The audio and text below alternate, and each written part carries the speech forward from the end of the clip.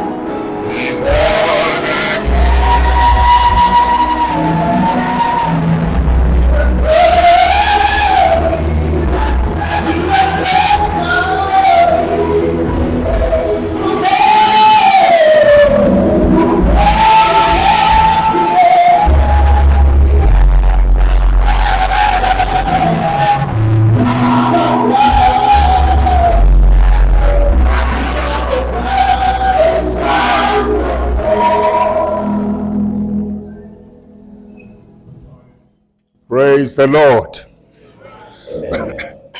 Asibingelele abafundisi bonke obaba mama siso bhuti ikakhulu abasha egameni lenkosi yethu Jesu. We greet the pastors and the whole church in the name of Jesus. Amen. Asibonge kakhulu inkosi esibuyisile futhi namhlanje. Grateful for the Lord to bring us back here. Ukuba sizohlangana kule ndawo futhi. That we may once again meet in this place. Ukuze sivuselelane. That we may help each other, revive each other. Ngasizange uzokhuluma into ezintsha. Not here to say a lot of new things. Sizokhuluma lezo nje ekudala sikhulunywa. Only the ones that we have been said a couple of times. I-aim yethu kuba kube khona ukuvuseleleka. Our aim is for our souls to be revived. Amaqiniso evangeli. The truths of the gospel. Ukuze sikwazi ukuwenza. That we may be able to be doers of them. We should be practicing Christians. Kumele sibe ngamaKristu enzayo. and be doers of the word, singabe bengabenzi behamba ilizwi, not just listeners, singabe ngabantu nje abamamelayo day in and out, yonke le mihla, and no fruitful life. singabi na. Akubona ukuplana kaNkulunkulu lokho. That's not the plan of God. uNkulunkulu ufuna ukuthi-ke mayetshalile lapha kuthina kube khona iziqhamo God wants fruits where He has planted us, bonwe ngabantu that they may be seen by people. nasebandleni zibonakala. Even in the church, they must be seen. Alibonge igama lenkosi. Thank you, Lord. Asiqhubekeke sivuselelane. Let us continue on and revive one another. Asifunde incwadi kaJeremiah Going to the book of Jeremiah, sahluko sokuqala. the first chapter. Jeremiah sahluko sokuqala verses 1 to 10. Jeremiah mprofeti chapter 1 verses 1 to 10. Jeremiah chapter 1 verse 1. Amazwi kaJeremiah indodana kaHilikhiya wabaphristi ababese-Anathothi ezweni labaBenjamini, okwafika kuye izwi likaJehova ezinsukwini zikaJosiya indodana ka-Amoni, inkosi yakwaJuda, ngomnyaka we-13 wokubusa kwakhe. Lafika futhi ezinsukwini zikaJehoyakhini indodana kaJosiya, inkosi yakwaJuda, kuze kube sekupheleni komnyaka we-14 kaSedekhiya indodana kaJosiya, inkosi yakwaJuda, ukuze kube sekuthunjweni kweJerusalema ngenyanga yesihlanu. Kwafika kimi izwi likaJehova lathi, ingakakubumbi esiswini, ngakwazi, ungakaphumi esizalweni, ngakungcwelisa, ngakubeka umprofethi esizweni. Kepha ngathi, awu Nkosi Jehova, bheka, angikwazi ukukhuluma, ngokuba ngingumntwana. Kepha uJehova wathi kimi, ungasho ukuthi ungumntwana, ngokuba uyakuya kubo bonke engikuthuma kubo, nakho konke engikuyala ngakho uyakukhuluma. Ungabesabi, ngokuba nginawe, ukuba ngikokhulu, usho uJehova. uJehova wayeselula isandla sakhe, wawuthinta umlomo wami. uJehova wathi kimi, bheka, ngibekile amazwi ami emlonyeni wakho. Bona ngiyakubeka namuhla phezu kwezizwe naphezu kwemibuso, ukusiphula nokudiliza, ukuchitha nokubhidliza, ukwakha nokutshala. Amen. Amen. Baba wethu ongcwele, siyabonga kakhulu ukuthola lemzuzwana phambi kobuso bakho, ukuthandaza kwethu ukuthi Nkosi lamazwi uwembule alethe ukukhanya engqondweni, enhlizweni nasemphefumulweni. Siphume lapha sinokuqonda okungcono nesikhathi esisuke ngasemakhaya seza la. Khuluma nathi Baba, usilungele ngoba singabantwana bakho. Akekho omunye futhi ufanele simlalele ngaphandle kwakho. Khuluma nje ngokuthanda kwakho ngendlela yakho, egameni kaJesu Kristu Nkosi yethu. Amen. Ngiyathanda ukukhuluma ngale ndaba esiyifunda lapha kule nkonzo yabantu abasha. I like to speak about this matter in this service of the young people. Lapha sibona ukubizwa komprofeti Here we see the calling of a prophet ebizwa nguNkulunkulu. being called by God. Umuntu maye ebizwa nguNkulunkulu ufuneka akwazi lokho ngokucacileyo. When a person has been called by God, they need to know that with absolute clarity, Angaxoxelwa ngabantu. not people telling it to them. Angatshelwa abanye abantu ukuthi uNkulunkulu ufuna uba uwenze lokhu nalokhu nalokhu. Mustn't get it from people saying you must do this Angasho kuye out in heaven. lo muntu azomthuma. The person that has sent you. Uma ufunda iTestament elidala, If you read the Old Testament, bonke ababesetshenziswa uNkulunkulu everybody that was used by the Lord, babazi ukuthi uNkulunkulu ufuna benzeni. they had clarity over what was they Babengaxoxelwa ngabantu. were not merely told by men. NaseTestament elisha Even in the New Testament, kanjalo the same kufanele ukuthi bonke abantu abasetshenziswa uNkulunkulu everybody that is used by the Lord nabakwenzayo and the ones that are making, abakwenza bazi ukuthi bakuthathephi, they must know where they draw you from, bathunywe ngubani, who has sent them, ukuze indaba yabo izozwakala kahle. that they are meant to be clear. Wonke umuntu onomoya kaNkulunkulu, Everybody operating under the Spirit onesiphiwo sikamoya, has the gift of the Spirit. kufanele abe ne-inner conviction ngalo msebenzi amabele wona. They must have a conviction about the work that they have been commissioned for. Angenzi nje ngoba etshelwa abantu, Not just do because the man kodwa kube khona i-inner conviction lapha phakathi kwakhe. kumele kube khona intshisakalo vela ngaphakathi. Thathele sampula ke kaJeremiah, I have sampled this Jeremiah piece. insizwa yase-Anathothi, A man from Anatot, insizwa yasemakhaya. from a village. This was not a town's boy. This one was not a city boy. Ngoba uNkulunkulu is no respecter of persons. So uThixo akahloniphi umuntu. Akakhethi kuphela abasesikoleni kuphela abahlala edrobheni bahlala e-city. Doesn't only go for the city ones.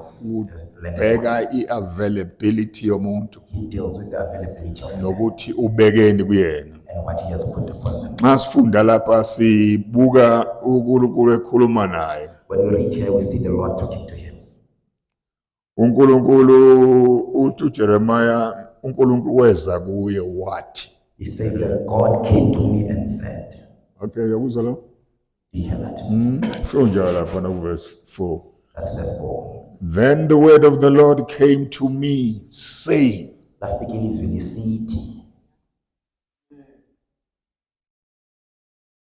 uNkulunkulu wethu is the same yesterday, today and forever. Thixo akaguquki namhlanje izolo naphakade. He has been speaking to his people in the Old Testament. He still speaks to us even now. Kudala ethetha nabantu kusolo iTestament enjalo bese kuyofika lapho. If God doesn't speak to us now, it's doubtful who we are. Uma uThixo akasathethi nathi kumele singasithandabuzi uba singobani thina.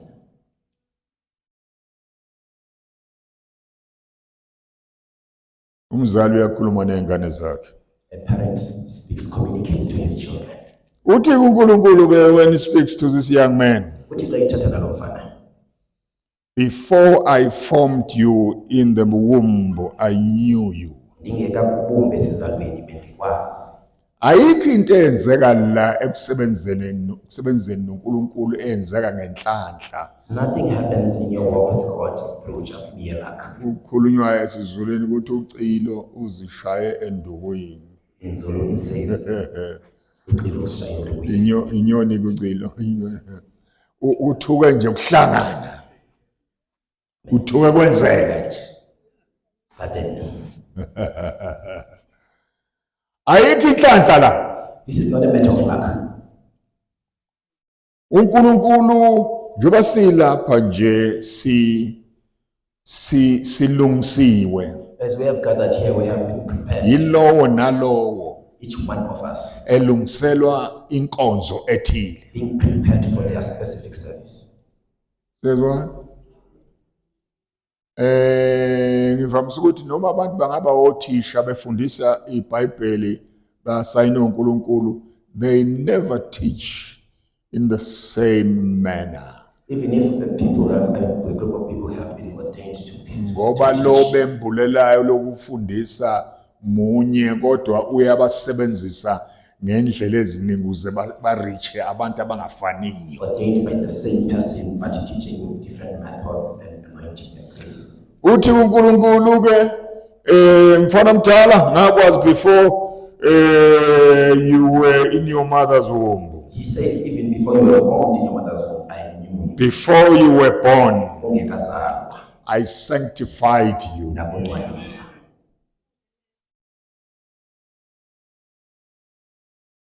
Abantu bacabanga ukuthi umuntu uqala ukuba utho mhlazana esindiswa. People think you start becoming something on the day that you receive Christ. Siyezwa?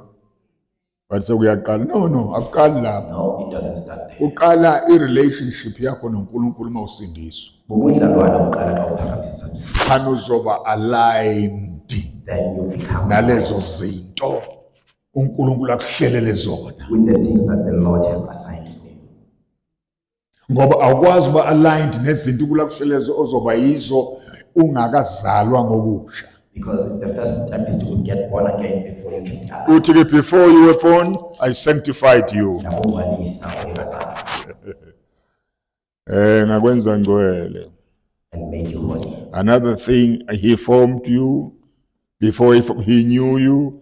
Usho Jeremiah number 2, sanctified him. Ukukumbile waphinda Number 3, I ordained you a prophet to the nations. wakuqhubela uba ube ngumprofethi wezizwe. Umuntu abenziwa ngabantu abe isisebenzi sikaNkulunkulu noma a prophet, as we are speaking about a prophet here. A person that is not made by people to be a servant. Abantu into abayenza ku-acknowledge what God has done already. People just acknowledge into eyenziwe nguThixo. The first ordination ebaluleke kakhulu ofuna umuntu ayithole, it's an ordination from God.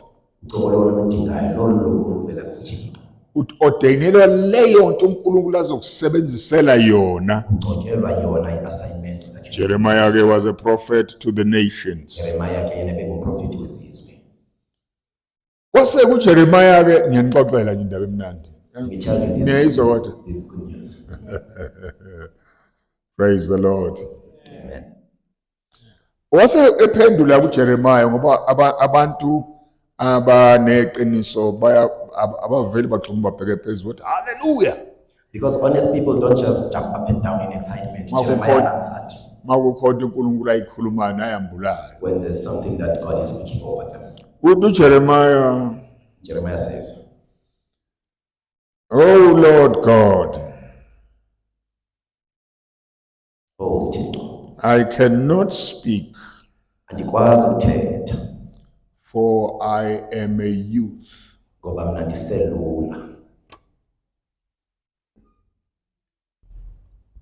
Nala inkonzweni Even here amongst us in the church, kwabanye labadala the elders, mawukhulunywa indaba ye-youth when you speak of the youth, bathi uzothini lo mfana, they already say, what is he gonna say? izothini le ntombazane. What is this girl gonna say?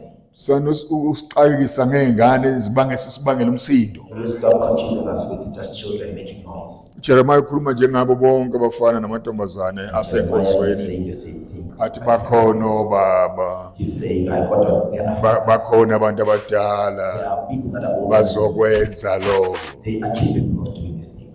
He's excusing himself. Yena ke uzama ukuzithethelela abantu. I am a youth. Awundise umntana nje. uNkulunkulu kaboni uthi youth le. God doesn't see a youth. Ngiyabuza. That's the question. Akaboni umfana lo. Doesn't God see that you are young? Utshela uNkulunkulu uthi uyouth. You are telling God what he knows. uNkulunkulu kuyena omenzile nomdaleli nowazi age yakhe owazi ne-hour azalwa ngalo unina. Umtshela ukuthi umfana wena. He knows every detail of you and you are telling him that I'm Ngintombazane mina. young girl. Enye inkinga esinawo lapha emabandleni ethu. It's another problem we have in our churches. Asinawo nje ama-female workers because uthi umuntu wesifazane mina. Asinabo abantu besifazane abasebenza. uNkulunkulu ethi yenza into ulo utshela uNkulunkulu ukuthi umuntu wesifazane mina. Because you keep telling God that no, I'm a female.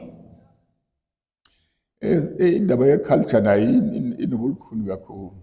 Into yesintu nayo, it's sometimes very complicated. Indaba ye-culture nayo inzima kakhulu. Ikhona nala.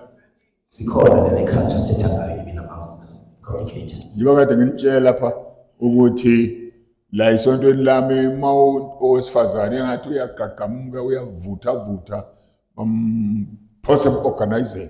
When you see a mother or a girl who is very fervent in the Lord, they start to put them in the organization of the church. Moments organize. They get pushed into the organization.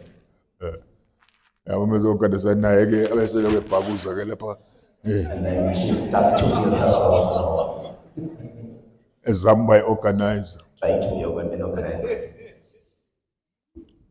Uxabana noNkulunkulu lokho. You are waging war against the Lord there. Ukuphambana neplan kaNkulunkulu for your life. You are in contradiction. Ube ku wrong assignment. Usendaweni yakho. Niyangizwa bafana. Are you with together? Angizwa mantombazana. Young girls. I cannot speak. And it was obtained. Ubani owenza abantu bakwazi ukukhuluma? Who is the person who makes you able to speak? Ubani? Who is it? But the Lord said to me, Wathi yona inkosi. do not say I am a youth, Ungathi mina ndisengumntana.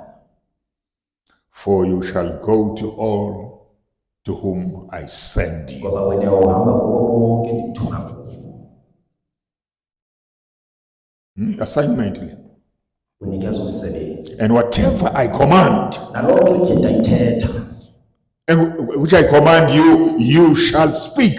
Awuzokhuluma into ethandwa wena. What pleases you. Uzokhuluma into ekhulunywa You ubani? shall speak word from what is from Usobandla. the Lord. Yabona into esenzele ukukhuluma kuyona yile ukuthi sizama ukukhulumela uNkulunkulu. We are trying to speak on behalf of the Lord. Sifuna izinto esizozikhuluma on behalf of God. We want things esizozithetha sithethela uThixo. Ebese-ke sithi uNkulunkulu ukhulumele uNkulunkulu engakhulumanga ukukhuluma thina. Then we turn around and say uThixo uthethile ngoba uThixo kangayithethe Lord. You'll speak whatever I command you. Uyawuthetha into endikuyalele yona. Do not be afraid of their faces, Uzungaboyiki ubuso babo. for I am with you to deliver you, Kuba ndinawe futhi ndiyawudeliverisha. says the Lord. Utsho uThixo. Ngifisa ukuthi ningizwe kahle kube khona abasukayo la behleli khona I want you to hear me clearly, and I want some people beze kule ndawo abizele kuyona. to come and move to the place where they are called to. Umthandazo wami wokusihlwa mhlanje. That is my prayer for this evening. Usuke lesi simo osifundiswe ngogogo bakho nomkhulu bakho. That you may be moved from the place that you have been taught by all your elders Uze planini kaNkulunkulu. and draw closer to God's plan. Ungazi ukugugu beyisalukwazi uqala umncane ukukholo ukuthi uzube ikhehla lapha enkonzweni ungazange ufike eplanini kaNkulunkulu. Going to be even a granny in the house without even understanding the plan of God over your life. Ubhizi wehlawenyiwe nemhlangano. Busy with the church programs. Gibela itimela, gibela amabhasi, gibela amakhumbi emhlanganweni. Busy all over the place. Bagibela bandiza mshini baye emhlanganweni. They even take planes to go to a gathering.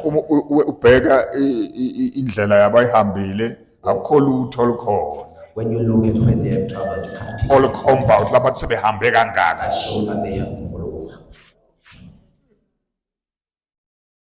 Ngithi kubazalwane akufanele umuzalwane osindisiweyo whatever age he or she is I like to say, when you are a born again child of God, noma uwephi iminyaka, ahlale over 5 years ebandleni you mustn't stay in the church for over 5 years enakadiscover without you having discovered ukuthi uzokwenzani. what your own assignment is.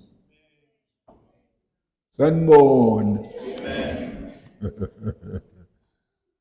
Hayi esihlupha kakhulu leyo nto. Abantu baze bathi bayabizwa nje kodwa abakazi bazokwenzani la. People are saying they are called, but they don't really know specifically what they are here for.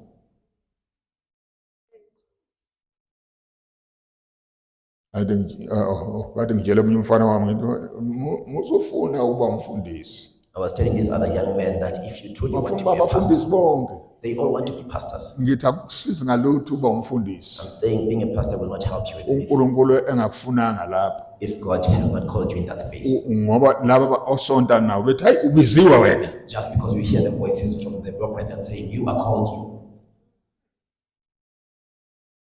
Ukona umfana abamhlupha kakhulu uthisha. There's another one who's a teacher they were bothering about. Uyavangela ngendlela ongasange uyibone. He's an evangelist, an amazing man, Hamba nomkakhe. with his wife. Akana team. Doesn't have a team, I-team uye nomkakhe. just the two men of the wife and husband. Labe khona Wherever they are, kuzaleka ibandla noma kanjani. and church is born. Bathi ke laba abasonto bala ekhaya bathi no man apply. And the church was start encouraging. Bazi ukuthi uba ukushumayela ivangeli uku-apply. They only know that preaching the word is just applying, making an application. Alishunyayela ivangeli nge-credential. We don't preach the gospel ngesigaba onaso. Amen. Thina saqala i-credential asingakabi nayo i-credential sahamba nje saqeda izwe lo. We walked all over the country without even getting to preach. I-credential sihlangana nawo sesisebenza. We met them along the way while we were fully functional. Ngoba kuyona ekwenza uba ube yilokhu uNkulunkulu akufunayo. It is not the one that makes you Uqualify esontweni lakho uba umfundisi kodwa kwaziwa ngapha uNkulunkulu ukuthi unjani. but in the side of this kingdom things you are not known. Ushumayele kwenye indawo waqaleka abantu useyabasiza uyabalekelela uyabakhulisa. Preached at a place and the church was born and he started to raise Uqhamuka on a credential. and the person with credentials Uthi comes nokwazi uba walusa abantu wena ungena credential. and saying, "God, I want credentials. Why you these people? How are you shepherding them?" Nalo ngabodalo akafanele ngabe uNkulunkulu akubafundisi kufanele aphinde ekhaya. And I started to say, no, this one does not qualify to be in this space. He must Ukhona ngephutha uba umfundisi lo akazi kwenziwanda. It's a mistake that he's here. He doesn't know what he's doing.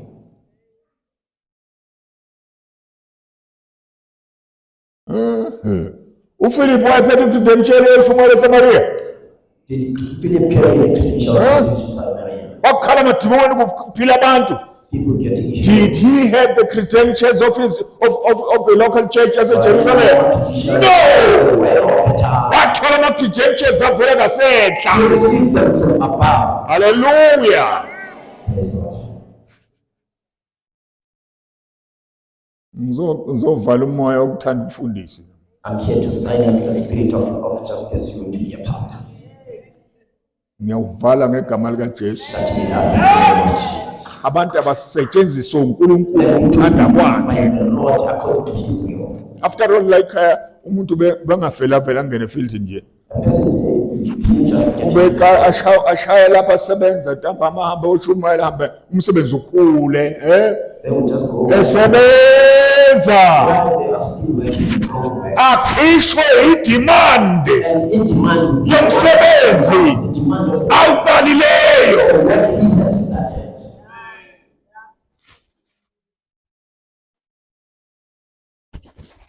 Shintshile manje. Things have changed now.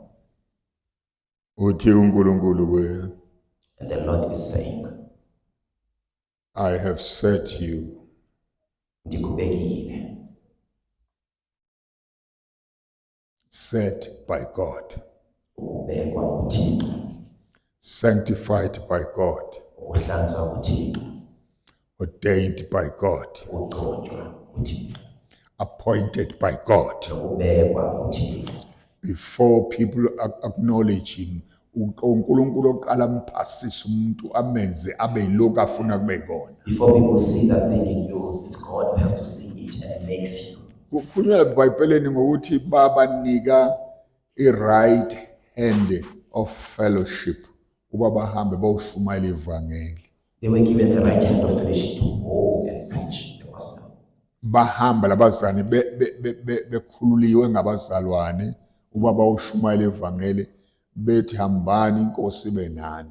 They were released by their brothers saying, go and make the Lord. Imisebenzi yabo ke yasiyabalandela. And then their works began to follow them. Now uma siqhubeka lapha ibalekile ndawo uthi uNkulunkulu uyakwazi. When we expand on this, it's important to know that wakwazi before you were born wayekwazi bekazalwa futhi and set you apart wawahlukanisela ukuthi ube nenkonzo oyenzayo emzimbeni wakho, that you may have a ministry that you carry in this church ungatshelwanga ngabanye without people having tell abathi wena unosipho esikhulu kabi. ekuxelela about the huge gift that you have.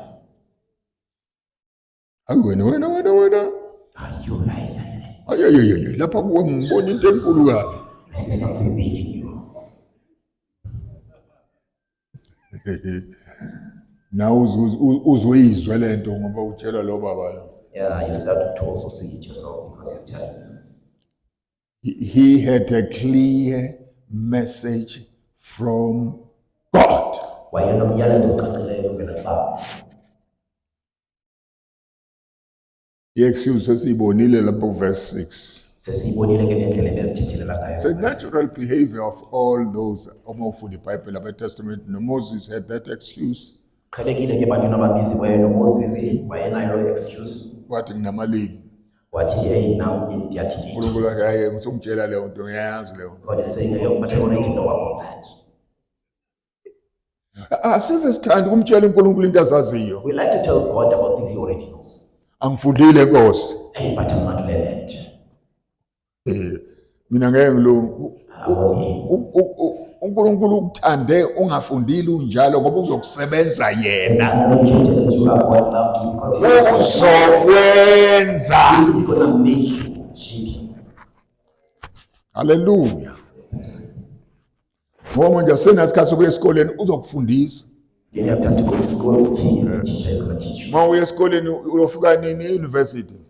When are you going to get to university? Ngena esikoleni ngesikaNkulunkulu. Get enrolled in the school of God. Bathi abaFarisi nababhali lapha eJerusalem bekhuluma ngoPetra ababenza cheap labor yokudoba inhlanzi mabe babona be so serious and so bold. Pharisees are saying to Peter and them when they were busy with the fishes and they were speaking with boldness. But we know these guys. Athi kodwa siyabazi abafana. Abantu ba-unlearned laba. Abafundanga lapha. Kodwa iway Kodwa nendlela abadeliver ngayo indaba yabo. that they are delivering the matter of God. Ya manizohlukanisa abantu niclassify abantu nizohlupheka la. If you're going to start classifying people, then you're going to be Ngoba la siyanga sonke esikoleni. because we all didn't go to school. But we're on the same path But we're before God. now when the Mayinika izipho akabheki ukuthi phasa ustandard bandlo. when he gives you gift, he doesn't show it, check your education, Akabheki lo nto umuntu akabani. whose child you are. Uplanele engaphambili Before you were born, ukuthi wena ube yiloko afuna ube yikona. Siyamsana. Now masifika kuverse 7. uNkulunkulu uyamiyalela ke uJeremiah. Now this is God giving a command to Jeremiah. Uthi uNkulunkulu, He says, do not say I am a youth, ungathi ndingumntana, for you shall go to all to whom I send you, ngoba wena uyaya kuwo wonke umntu and whatever I command you, nantoni ndikuyalela yona you shall speak. uya kuyithetha. Siyamsana. Together. uNkulunkulu akathembile ubuciko bakho. God is not trusting in your eloquence. Kukhona abantu abafundela ukukhuluma. There are people that have studied to be good at. Uma bekhuluma they are very convincing mawubalalele. They are very good Kodwa lento abayikhulumayo abayikholwa bona. but they don't even understand and believe in what they are preaching. Very convincing. Verse 8. Uthiwa ke njengomfana phela uthe umfana usemncane. Uthiwa lapha verse 8 uthi do not be afraid of their faces. Uthi kube sithi ungoyiki ubuso bakho. Ngizoba nawe ukukhulula kulabo bantu. Kuba ndizoba khona and I will deliver you from them. Usho kanjalo Jehova. That's what the Lord is saying. Wase uNkulunkulu verse 9 And in verse 9, ethinta izindebe zika Jeremiah. he begins to touch and anoint Jeremiah. wabeka amazwi akhe emlonyeni kaJeremiah. and fills his mouth. Lo akubona ukuthanda ukukhuluma, It's not just loving to talk. akubona uplanti ngizokhuluma ngithini. What am I going to speak about? uNkulunkulu puts his message It is the God who puts him in you as you stand and pronounce, open your mouth and proclaim, the Lord delivers something. Nawe ucabangisisa kahle, I never knew these things at all. They are a revelation.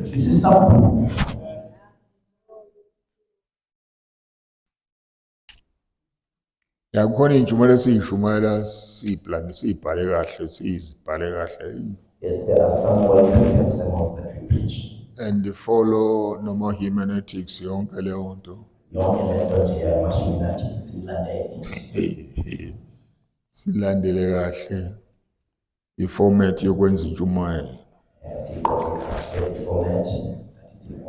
Iphelele.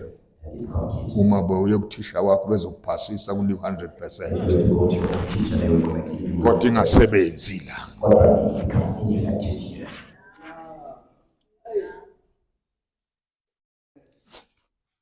Ngomfaka amazwi akhe emlonyeni. Verse 10.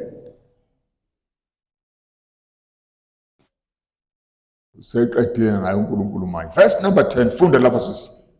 Ona ngiyakubeka namuhla phezu kwezizwe naphezu kwemibuso, ukusiphula nokudiliza, ukuchitha nokubhubhisa, ukwakha nokuthanda. Ubeka obani? Who is putting him? Ubeka obani? Who is putting him? uNkulunkulu. Uthi uNkulunkulu lapha kulensizwa see, I have this day set you over the nations, Yabona namhlanje ndikubeke phezu kwezizwe, over the kingdoms. phezu kwekumkani, Yabona lo? Over the nations, phezu kwezizwe, over the kingdoms. phezu kwekumkani. Ubani nambekayo phezu kozo lo? Ubeka bani on top of these things? Ngifuna ubone uyangilandela yini. Angifuni uhamba ngathi ngudlanye.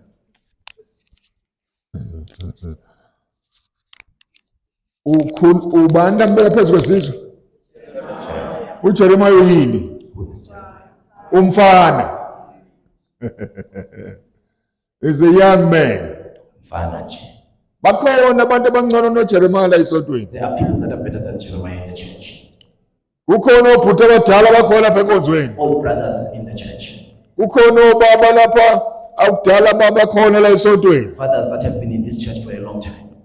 God has chosen Jeremiah, What to take on your a Lord? young man. Mfanyana nje Jeremiah ukhethe yena.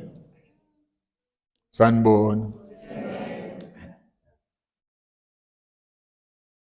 Enzende ukuthi umbeka phezu kwesizwe naphezu kwemibuso.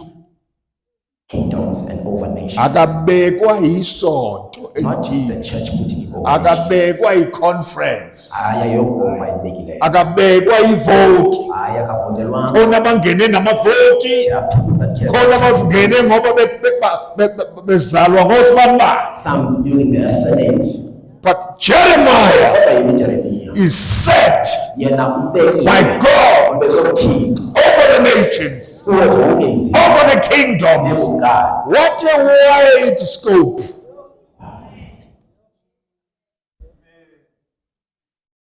Inikezwa bani?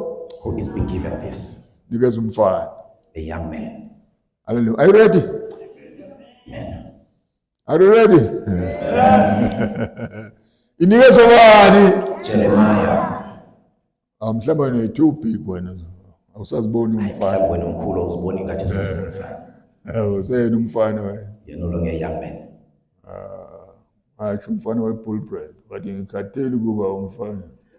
Another one once said, I'm tired. Ngifuna ukuba indoda.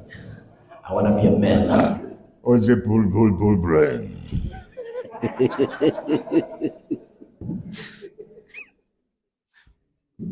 uNkulunkulu ufuna abafana namantombazana. God wants young men and young women. Haleluya. Praise God. Ebandleni In His church. kuhambe abantu abadala As time goes on, the old people, babe settled, they become settled. babe comfortable Banethezeke. la behleli khona, Where they are sitting. noma bake bezwe ebusheni babo Even if they were uNkulunkulu esebenza phakathi kwabo, bahambe bafike ku-comfort zone, but they get to a place of comfort. bese kufuneka ukuthi uNkulunkulu And that time it needs for God. ayibizele umfana, Also himself, ayibizele intombazana. himself a young woman. He's God.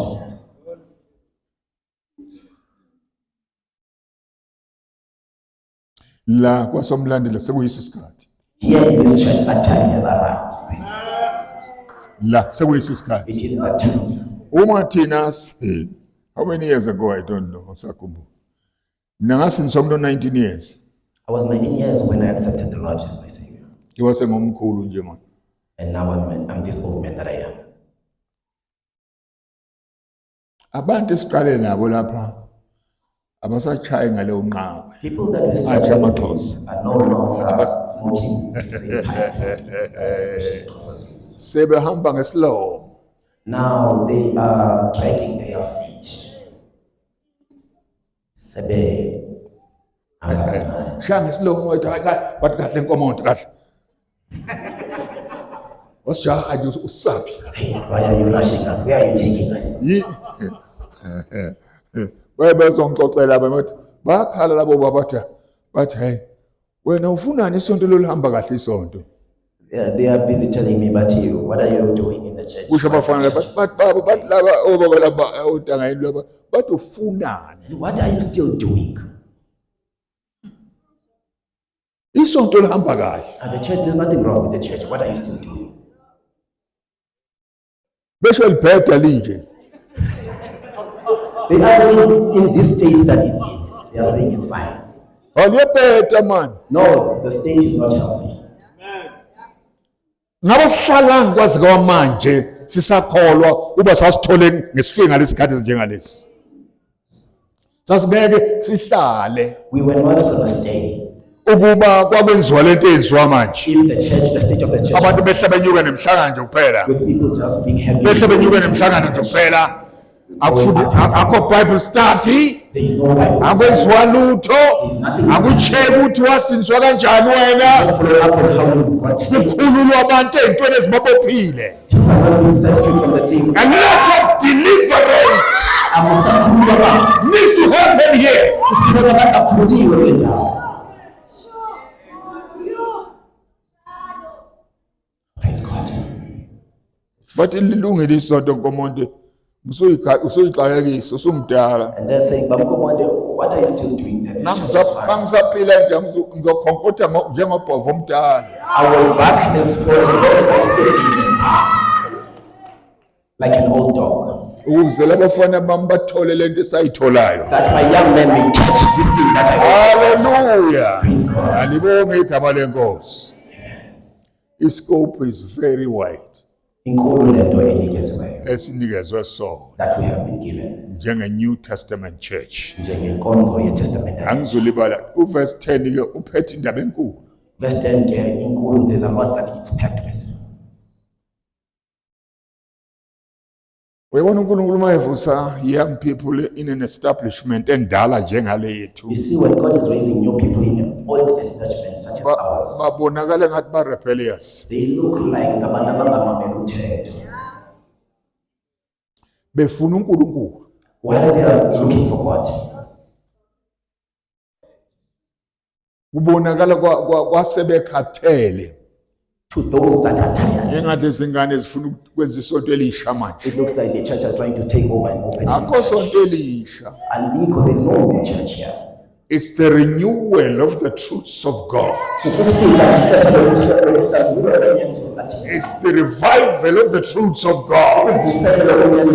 Umuntu lona uyadinga imvuselelo A person needs revival at some point. from time to time. Ukuhamba ngesikhathi nangesikhathi. Ngokuhamba ahlale kahle engakafiki lapho efana uyafika khona. They get to a place of comfort before arriving to the destination. Yikho ke abanye bafana abanye ba-impatient babalekile lapha esontweni. That's why kukhona abangenamonde abaye baphuma, unfortunately. Babaleke bathi hayi ngeke lamakhehla la asigxinya. But I know we're being suffocated by this movement. Bathe sithi asimotharisha.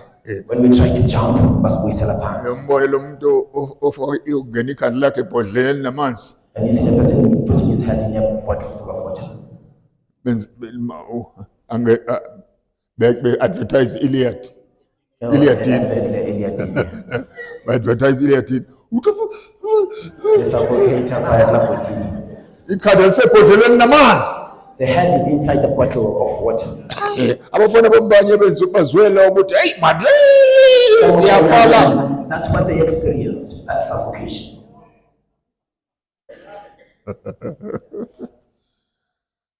Uthi ke number 1, what was he going to do? Intoni le ebezoyenza?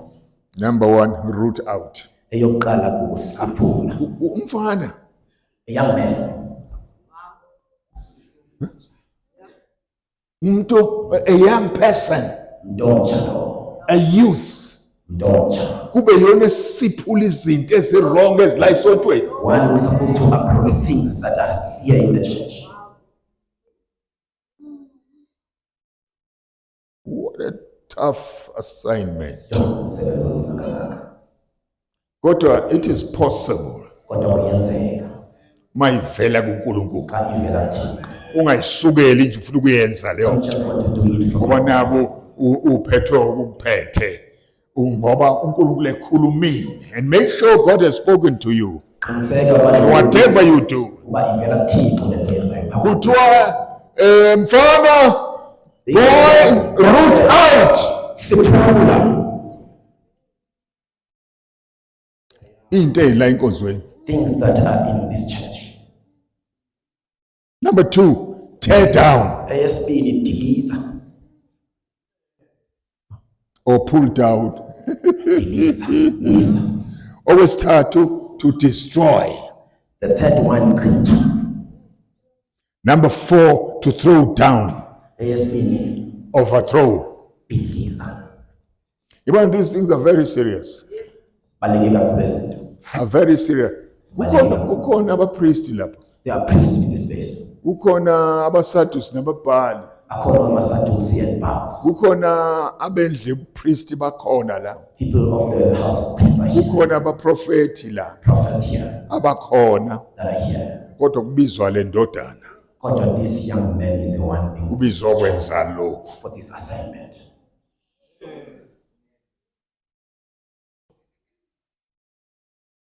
At the Beatles, we want a revival.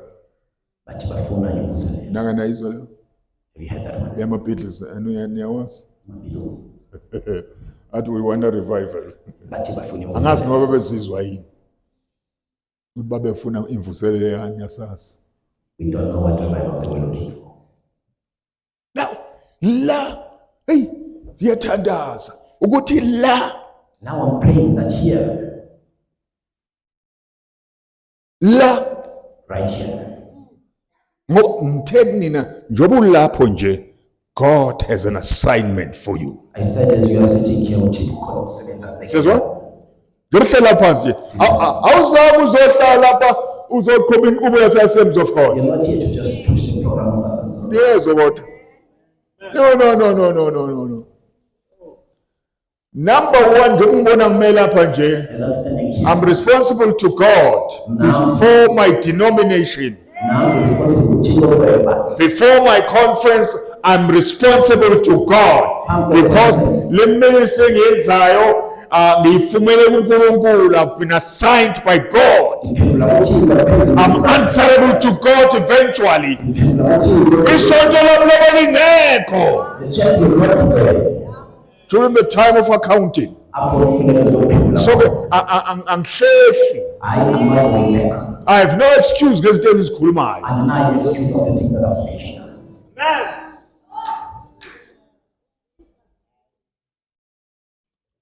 Ngoba angishumayeleli ukuthi ngibe umuntu odumile esontweni. I'm not preaching so that I can be popular in the church. Ukwenza le msebenzi and now doing this ministry. Yabona khona into ezitshalekile la ngokungemthetho There are things that we are used to here which need to be uprooted. as things. Abafundisi ngeke basayithinta. There are things that even pastors want to come. Hawa udlala ngabafundisi. I know. You can't go to that. Awuxosha ufika. You'll be chased away. Uyapakisha. They will punish you. Uma uthi yakhuluma uthatha iBhayibheli ulibeka la ukuthatha phi lokho. And then they will put the Bible away and say, where do you get this one? Seko was 1985 Well, 1985, ngoJuly July 1985, sasise Lamontville in Lamontville, siku teaching team as part of the teaching team. ukhehle sibizile And the old man had called us ezokhuluma into ethile kuthina. to pass a message to us. One of his cries Enye into ebekhala ngayo kakhulu ukuthi wafaka izinto la is that there are things he implemented zokusiza umsebenzi. that were there to help the work. Isizulu sithi insiza In Zulu, sithi helps. izinto 8 things to aid the work. Uthi abantu bami laba engisebenza nabo And my colleagues, he says to us, banamathela kuso kakhulu but they started being too attached to the 8 ngaphezu kwesu. more than the word of God. Niyangizwa? Did you hear this? Banamathela izona abayiphakamisa kakhulu ngaphezu kwe lezi zinto ezikhona zokusiza lapha zo administration zo organization akuzona number 1. These things that are there to support and aid the work, they are not the ones that We are here to build the church, make disciples, make people who are going to make others. Hayi abantu abahlala ukufidwa nje one way. Not people that just want to be fed continuously. Wakhala umuntu omdala wathi angisakwazi manje isikhathi angisena sasingazi uyahamba thina. The old man was crying and Wakhala umuntu omdala wathi angisakwazi ukuzikhipha sengithemba uNkulunkulu. he was saying, I'm not able to uproot. Uthi uyokwenza indlela uba akube khona abayibuyiselayo. I'm just trusting in the Lord that He'll make a way, that there are people that will come and help to uproot them. Ungaliphula iBhayibheli la You can bring the Bible here usinde. and Kodwa get away with it. kodwa mawuphula inqubo. Ungayiphula inqubo You can break the program ungasindi. and you will not get away with it. Uphula iBhayibheli bathi overlook. But break the word of God. Uphula inqubo You broke the program, ulahla ngaphandle. they toss you out. Ngoba phambanisa izinto zinje izinto. Things right now are mixed up like this. What should be first Now, if I look is last. say you, Khuluma nabafana namantombazane. I'm talking to young men and young women. Ngiyanimema wozani ngakimi man. Come to me right now. Wozani ngakimi man. Come closer. Izani ngakimi sizosiphula. That will be uprooted together. Izani ngakimi. Njengoba ngigcotshiwe nje ngigcotshela ukusiphula. I'm anointed to uproot. Hayi kubusiseka nje kuphela kwamsafweni. Sihlale sibusiseka nje one way. No. Size sigcotshelwe ukuba sisiphule. I'm anointed to uproot. Noma kufakwe uyihlo. Even if you're told by your father, Uma kungeke kuvele enkosini.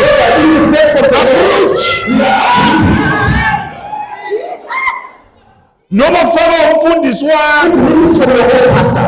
Uma kungavele enkosini. I speak in the name of Jesus. Sibuyele endleleni. We are putting ourselves back into the past. Siyabuya emasisweni lesizulu. We are putting things back into the past. Abantu bazokwenza lokhu ke. People that are going to be able to Abantu who this are taking their positions abantu abakulezi zabo in the body of Christ. apha emzimbeni kaJesu. Ama ministries yabo Their ministries abe clear. Funeka acace ukuthi ayini. ubana ayintoni. Siyezwana? You must know your ministry. And Yazi- and wenze lokhu, wenze ezinye izinto ubona abanye bezenza.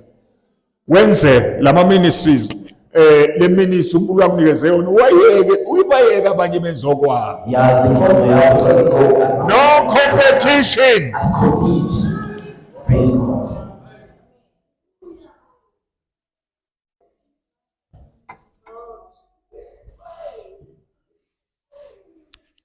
Hallelujah.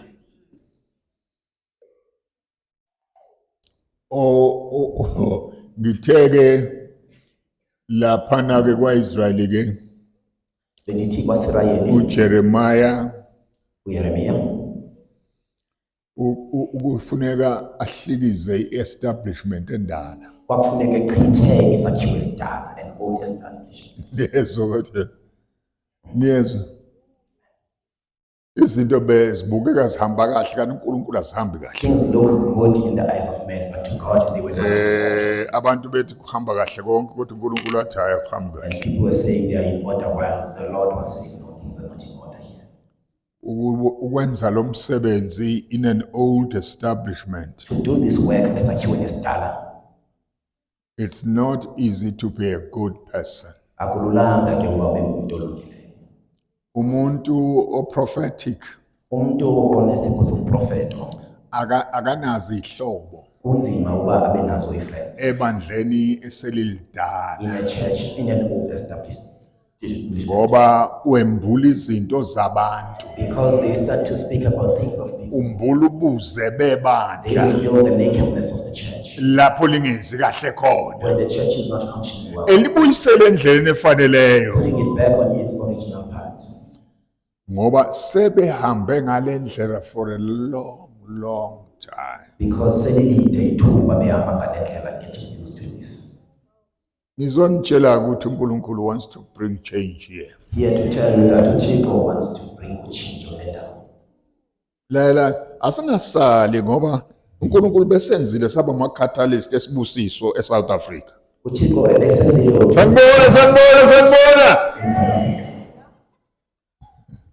uNkulunkulu besihloniphile le movement yethu. God had respected Kuba this. sibe ngama-catalyst okuletha izinto zikaNkulunkulu phakathi kweSouth The Africa. city abaza nezinto eSouth Africa. Namanje usasethembile. Even right now, he still trusts us. Niyangizwa? Nanini? Namanje. Usasenze njani? Unezinto azembulile There are things that he has revealed ezizosiza lo msebenzi. that will help this work. Among other things, yilokhu kuvusa Jeremiah no Jeremiahs. Is the one of raising Jeremiah and the Jeremiahs Abagcotshwe uyena. that he has personally anointed. Ngabe le independence lena ngaba yikho ba awayengekho youth. Even na the freedom the independence nayo babantu batsha bengekho. Base behambile abantu abadala beshona ngale kwentaba. All people who had gone and accepted. Ingane zala It was the children of this place, the youth of this place, ingane zala eSoweto the youth of this soil ezenza ukuthi kube khona i-change of wind. that caused umoya ojikisa Kwenzeka into entsha and the new things was birthed lajikizwe and the nation was transformed ngegazi lengane. by the blood of the youth. Sizovuma leli bandla lithi malifika kunini bese liphuphile. Are we going to allow this church to reach you and have died? Niyavuma na? Leli bandla kube ibandla lokuthi umuntu uma efuna ukugangeze khona, To be a church that everyone who wants to play around can just come here. umuntu uma efuna ukuzotry into yakhe azoyitry kithi. If you want to test yourself, you just come and test it with us. Sibuyela ke ezwini lenkosi. We go back to the word. Hallelujah. I want to emphasize lo ukuthi uma kuzolunga, Ifuna ucinezela le ndawo ethi uma kukhonzwa kahle emalokhelini ethu, When we are fellowshipping the right way in our local churches, kufuneka ama-standard manifestations kamoya ingcwele abe yinto ekhona njalo nje. ukubonakaliswa kamoya ingcwele must be something nje that is normal. Ama-standard manifestations Izinto ezistandard ukubonakaliswa alaphana ku-chapter 12 chapter 12, encwadini yamakorinti. the book of Corinthians chapter 12. Ulibona lapha ibandla linomoya kaNkulunkulu. That's how Lama manifestations are always there. ukubonakaliswa kwamandla kuhlala kukhona.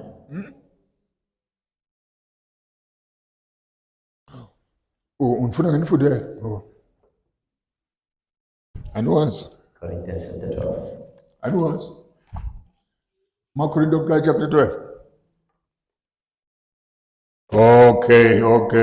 Bantu bami sengizosheka ngehle. Kodwa ngiyathanda ukuba nginazise ukuthi ke izoqala la kanjani lento yokuthi ngoba umoya ingcwele uyena onika izipho angithi. It's the Holy Spirit that gives gifts. Kuthiwa laphana ukuthi le 12:11 number 1. But what 1 Corinthians chapter 12:11. But one and the same Spirit. But one and the same Spirit works all these things, distributing to each one individually as he wills. Lapha ngenhla ke kunalama manifestations aqala ukukhulunywa ngawo ku chapter verse 7 okuthiwa laphana kuverse yesikhombisa uma bezobafundela ngesizulu mina. But the manifestation of the Spirit is given to each one for the profit of all. All right? Manifestation of what? Is what? Given to everyone. Check yourself. The manifestation of the Spirit is given to everyone. Uyabona uNkulunkulu siyamphoxa man. No, we disappoint the Lord. Senze ngathi izwi lakhe alisebenzi. Like his word is not functioning. The manifestation of the Spirit is given to everyone. Inikezwe umuntu wonke Ongumntwana kaNkulunkulu osemzimbeni kaJesu. who is in the body of Christ. I-aim yakhona is to ukusiza, Injongo is to help. Bese kuyabalwa ke lama manifestations afanele uba ama-regulars in our services. we start to count the ones that are supposed to be standard nje apha enkonzweni. Sanibona? Nisangibona? Oh, kuhle manje sangibona. Bese kuthiwa ke lapha ngezansi lapha kwale verse leka 7 ebese kuthiwa for one is given the word of wisdom, bala 1, through the Spirit. Number 2, to another a word of knowledge, to another the same Spirit, to another faith, the same Spirit, to another gifts of healings by the same Spirit, to another the working of miracles, to another prophecy, to another discerning of spirits, to another different kinds of tongues, to another interpretation of tongues. But one and the same Spirit works all these things, distributing to each one individually as he wills. Amen. Ukuhlala kwakho la. You Yabona izinto engiyibala la, see these things I've counted. ama-regulars la. These are things that should be standard. In a church Izinto kumele ziqheleke that worships God likhonza in spirit emoyeni and in truth. nasenyanisweni. Manje ngihlusha ukuthi ke makuvula lenkonzo yangesonto kunjani pho? What bothers me is that Asiziboni lezi zinto. we don't see these things. Sanibona. Asinjani? This is one. Ngizovuselela zona. I'm here to revive these things.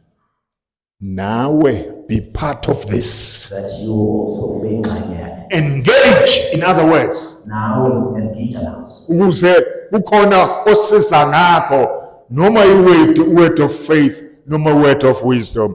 Kangangoba uNkulunkulu uyasebenzisa abanye bazalwane ebandleni ngo-word of knowledge. When God uses brethren, Ngoba a word uma of kuthiwa knowledge. uNkulunkulu unika word of knowledge akakuniki lo ulwazi, When he gives you that word of knowledge, unika a certain amount of knowledge ukunikeza in kancane, particular kodwa ungqamele ngqo, ondene nesimo esithile. specific to that specific issue. Niyangizwa? Amen. Kukhona abantu labafuna baphiliswe nge-word of knowledge. There are people here that must be healed ngelizwi nje lokwazi. Bathi ke laba abangazi lutho bathi uyabhula. The ones that don't know will just say, I know Babula. Niyangizwa? Sihlalela bathi uma nje endaweni wrong. Uma operate isipho sikamoya engcwele esinjengaleso esembulela lomzalwane, there's a problem lapha phansi esifubeni sakhe la. His brother has a problem, Kufuneka abeke isandla aphile. and they need to be laid hands on. And Babethi uqala bethi mabenze njalo bese bethi angibathandaze. then they would come to me and say, I must Hayi pray. akwembulelwanga mina. And I say, no, this was not your Beke You wena. are the one to lay your hands. Awuzukwenza umsebenzi ongawunikwanga. I'm not going to do work that I'm not sent for. Bathi ayamfundisi ngithi beka ngithi wena I'll owambulela. say, you lay your hand. Ekusanda phile. Umbuzo usephilile usezwani uzwani. What did I Uphila. Ngithi uyabona ukuthi uphethe. You see now, Now you're it's the just- activation and you're the activation yama gifts kamoya engcwele of the ofuna abantu bazimisele that people must be. ukuthi umoya engcwele abalekelele babe activated bangabi dormant ey'phini zikamoya engcwele bonke balapha banaso Here, kwento yakhe. kodwa because it's not encouraged. Kodwa ngicela bayikhuthazwa.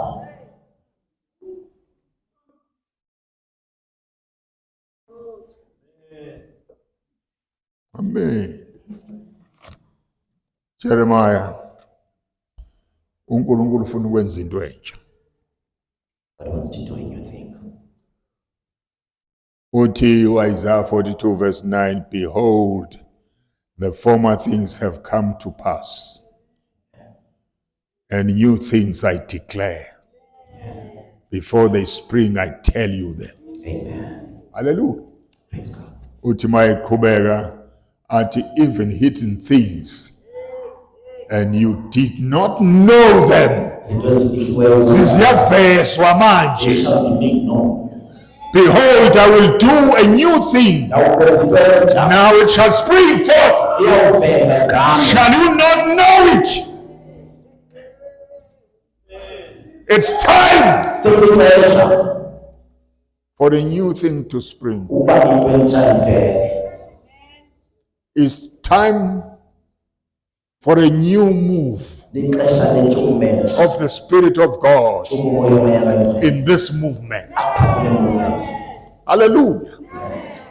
Abantu bayavimba noma bayala, it's going to happen.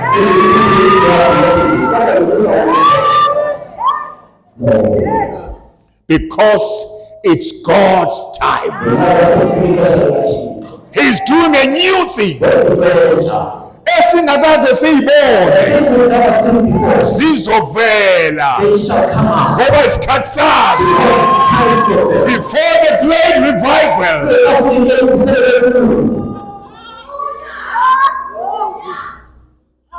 Fikile isikhathi. So umadodakazi namadodana ethu prophet That the sons may prophesy. kufile. Yeah, that time is right. Ifikile inko kuthiwa udumo lwabasha ngamandla abo. Udumo lwabasha Oh, the glory of the young ngamandla abo. is their powers. Olwethu thina it's grey hair. I know ours is just sesigugile. Now uhlanganisa amandla obusha When we are mixing the strength plus the power of the Holy Spirit. of the dynamite of the Holy Spirit amandla kamoya oyingcwele wahlanganise namandla obusha with your strength of youth.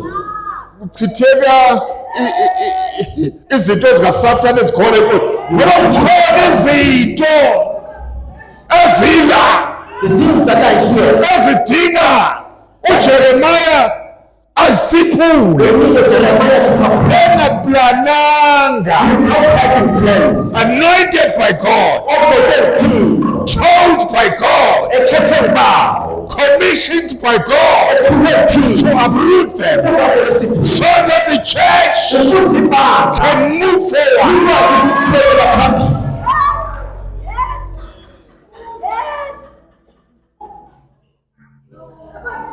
This is the time.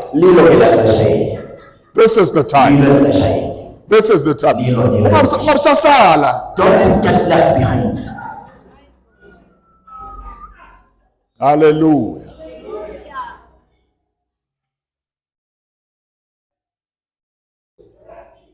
Activate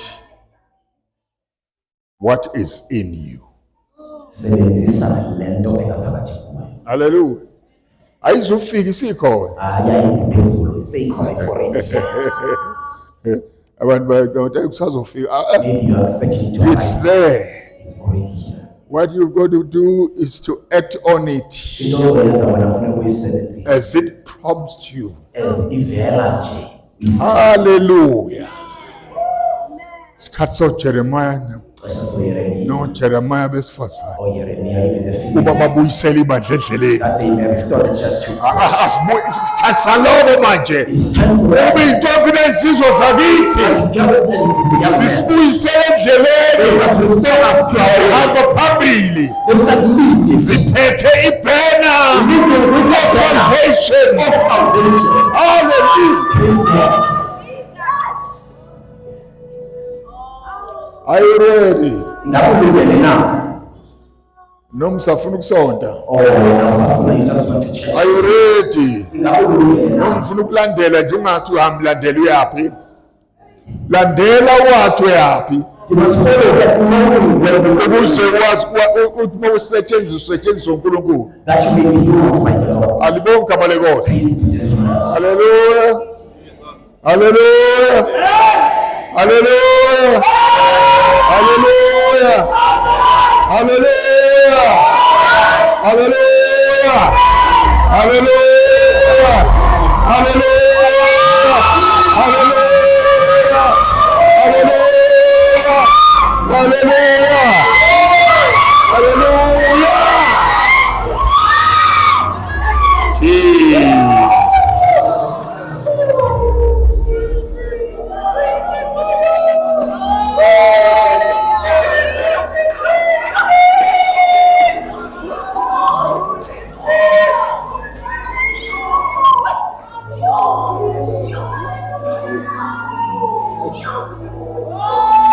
Praise the Lord.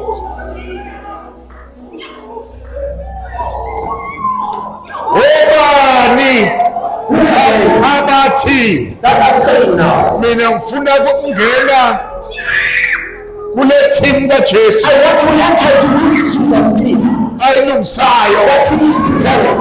Glory to God. I I-team yabantu abasha team of the young people. who are going to bring down Above ourselves, the heavens. Avule amazulu. Avulele ibandla. Kusindiswe abantu behlelwe ngamandla kaMoya ngepresence yabo. just because of their presence. Who are those people? Hallelujah.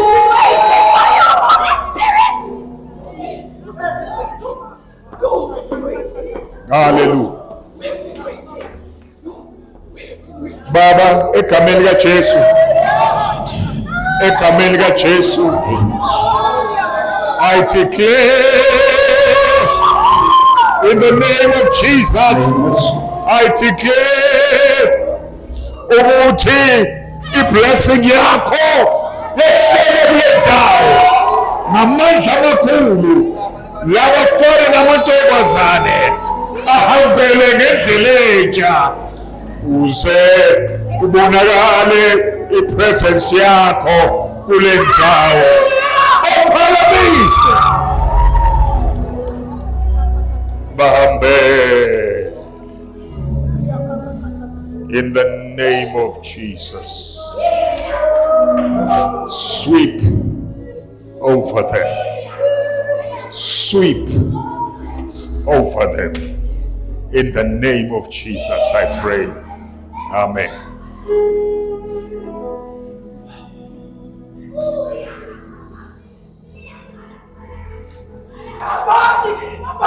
Habari. Niko hiki. Ni nani?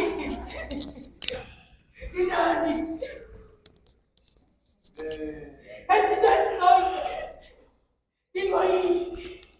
Katika siku nzima.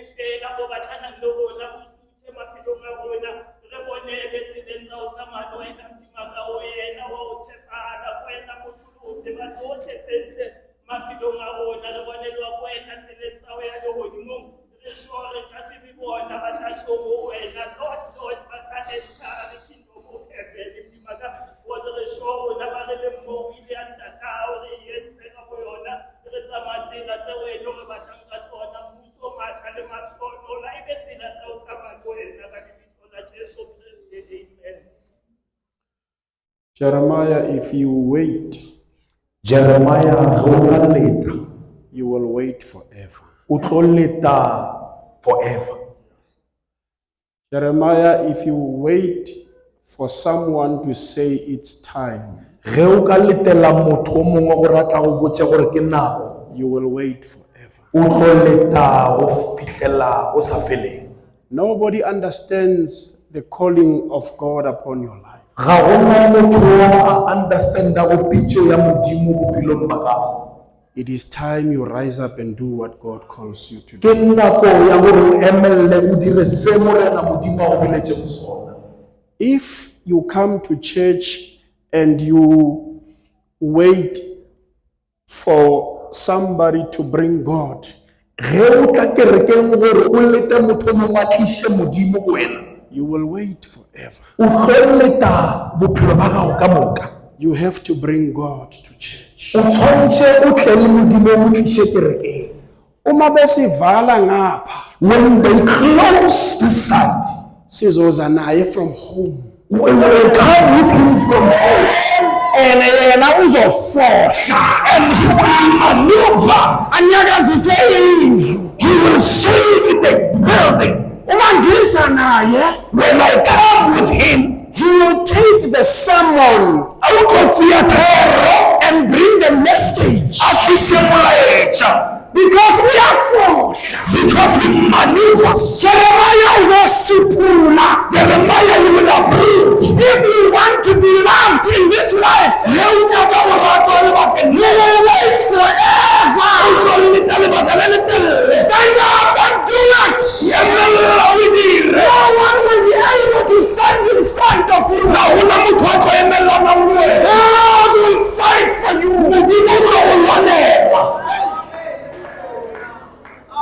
Jeremiah, God never asked for permission from anyone.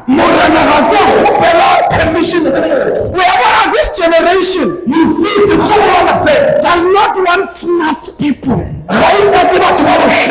This generation does not want people who are weak. People who are weak. You must stand up. Thus says the Lord. Even if they are blogger, when they block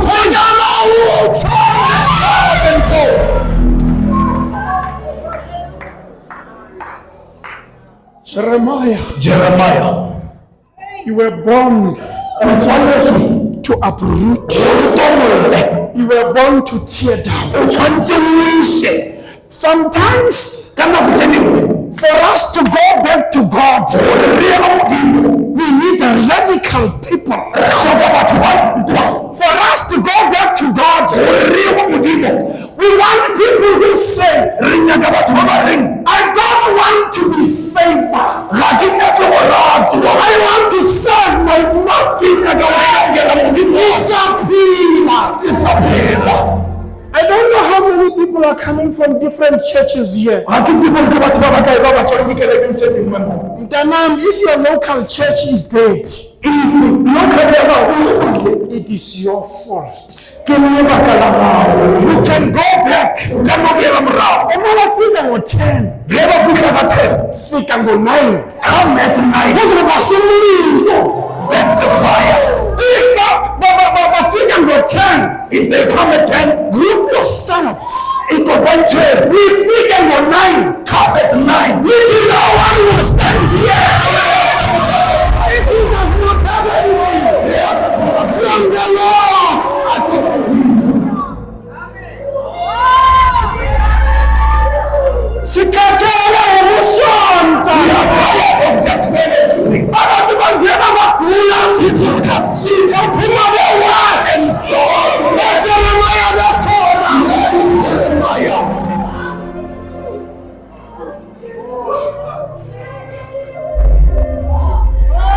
It's good ukuyiklema inqubo. But there is something better than inqubo. There is anointing. Ungavuka Jeremiah. Don't allow Ngesikhathi sakho. during your time. Ube a gentleman enkonzweni. Just to be a gentleman. Ungene udry. Come out, come down. Ungene udry and come out. Hayi khona. No. Asivumi. We don't allow that. I would rather, it's better, cause chaos. Dize ndinando until I'm stopped. Funa ukuthi ndihlale endaweni rather than to sihlala sipileni ndawo ndichiyeka nathi usaphila not when I'm alive. I would rather belong to a church. It's better I belong to a church where you always have to correct. Than belong to a perfect church.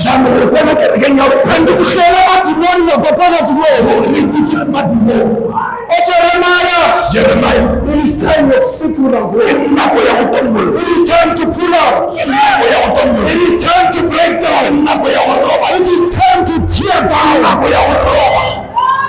Amen.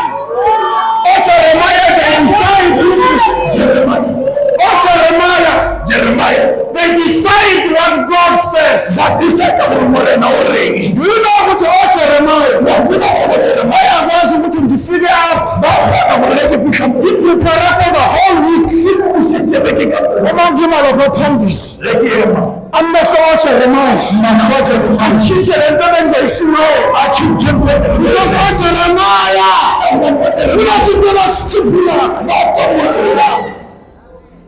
may the Lord help us.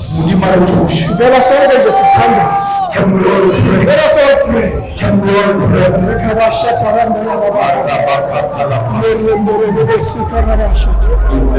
of Jesus.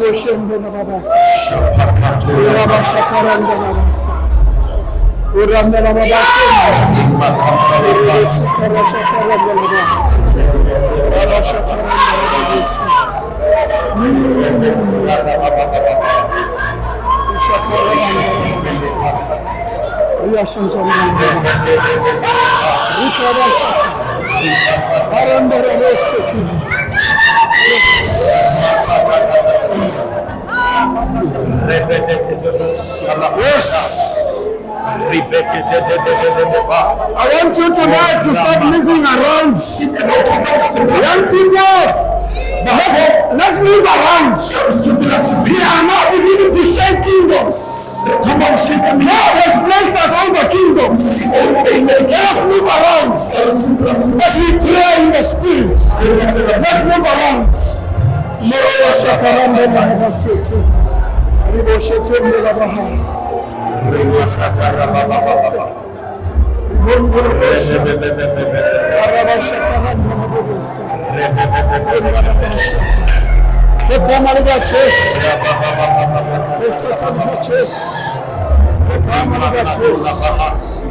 pull down every stronghold that tries to lift up itself against the knowledge of Christ. In the name of Jesus. Yes. In the name of Jesus. In the name of Jesus. Receive glory tonight. In the name of Jesus. Stand us and pray for you. In the name of Jesus.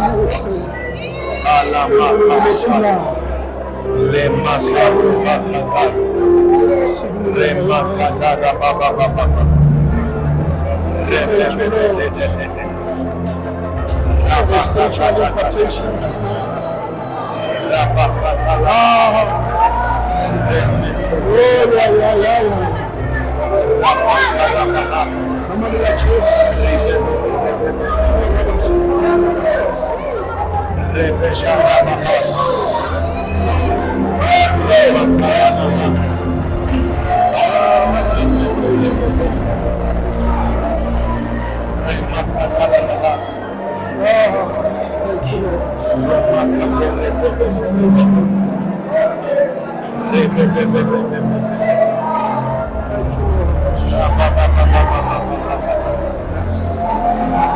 In the name of Jesus.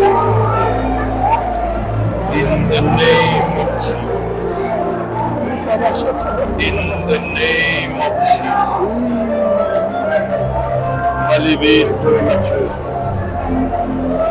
Alibitso la Jesus. Alibitso la Jesus. In the name of Jesus. In the name of Jesus. In the name of Jesus. In the name of Jesus. Aralamakata.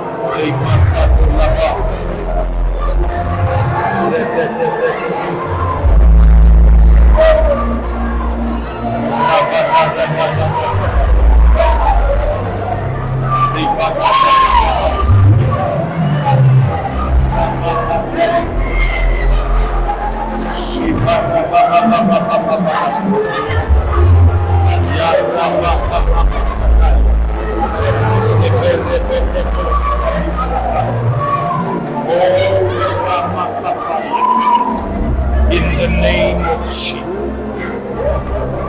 In the name of Jesus. In the name of Jesus. In the name of Jesus. In the name of Jesus. In the name of Jesus. In the name of Jesus. In the name of Jesus. In the name of Jesus. In the name of Jesus. In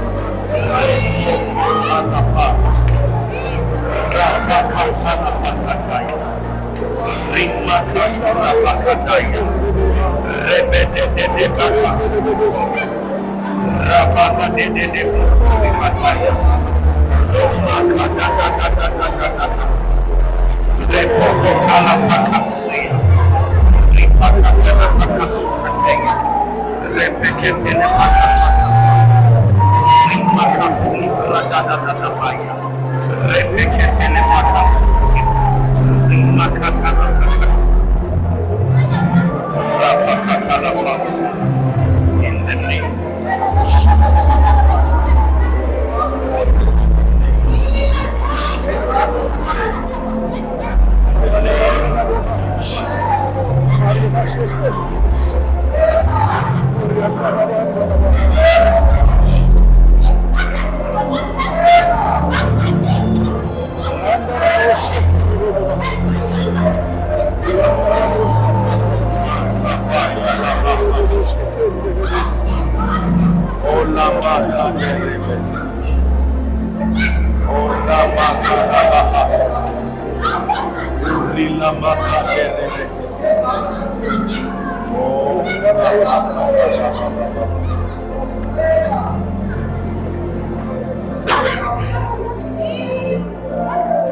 in the name of Jesus.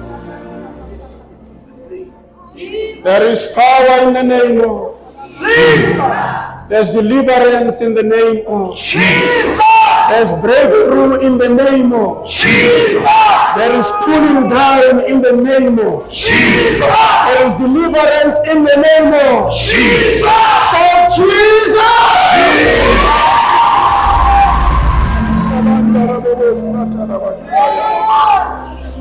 Siyabonga, siyabonga, siyabonga. We thank God for His presence tonight. Re leboga Modimo ka go bona ba gago. Let's go home and come back tomorrow A re gae re boeng go sasa. as we are getting ready for war. Re itukišetša ntwa. We will not be defeated. Re ka se fenywe. We are a strong young army. Re baswa ba re na le maatla. We are young lions and lionesses. Re ditau tša maatla. Umkhulu lo ngakithi He is bigger, the one who is with us, kunalo osezweni. than the one who is in the world. If God be for us, Le Modimo a le rena, ubani ongamelana naye? who can stand against us?